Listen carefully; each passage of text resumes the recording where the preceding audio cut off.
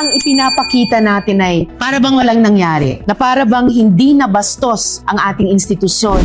Hello mga kababayan ko, dito naman tayo sa loob ng Senado.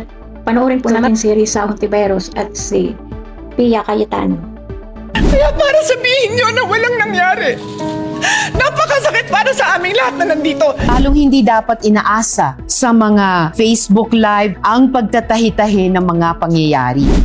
So maraming nagsasabi na drama na naman ito. Parang walang nangyari. Yan po ang statement ng ating butihing Senadora Risa Hontiveros. Siguro po para sa inyong mga wala dito.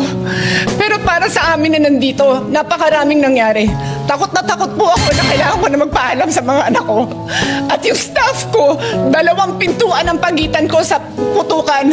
Yung staff ko na si Claire, na 20 years na sa akin, nandun siya sa labas. Ganito na ba talaga kababa ang inabot ng ating politika sa Pilipinas? She has a 12-year-old son. Kinuwento niya sa akin lately na tumatakbo siya, hindi niya alam kung saan siya pupunta. Kaya para sabihin niyo na walang nangyari.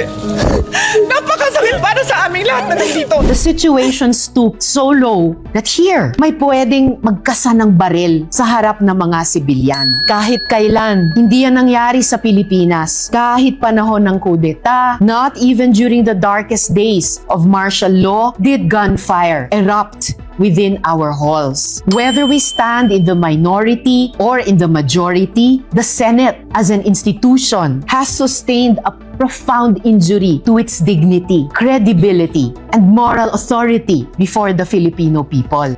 And as I said, 2 pintuan na nagpo-protect sa akin sa putukan.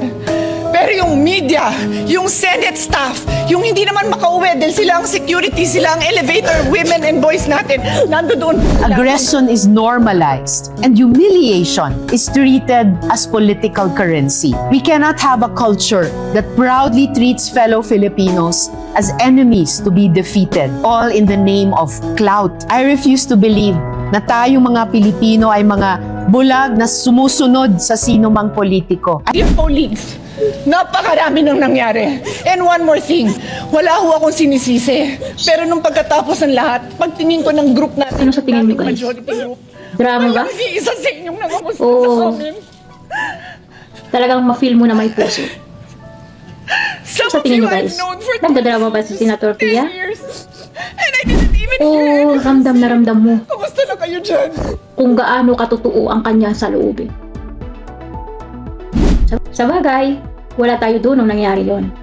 Pero ganun pa man, makikita at mararamdaman natin kung sino talaga ang nagsasabi ng katotohanan.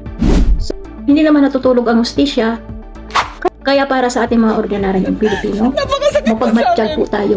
Huwag tayong magpapadala Sobrang sakit. sa emosyon, lalong-lalo na sa emosyon sa social media. So, maging mapagmatsyag upang malaman natin kung sino talaga nagsasabi ng katotohanan.